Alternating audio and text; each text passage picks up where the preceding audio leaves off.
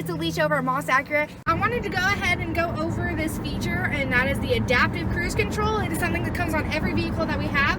It also comes with the collision mitigation system and lane keeping assist.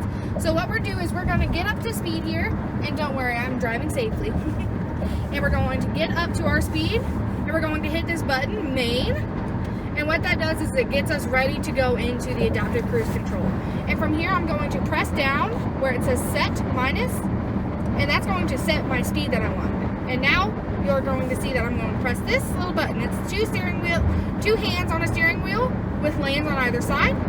And now that's going to make sure that I stay within my lanes. And then this button right here is going to determine how many car lengths I want in front of me.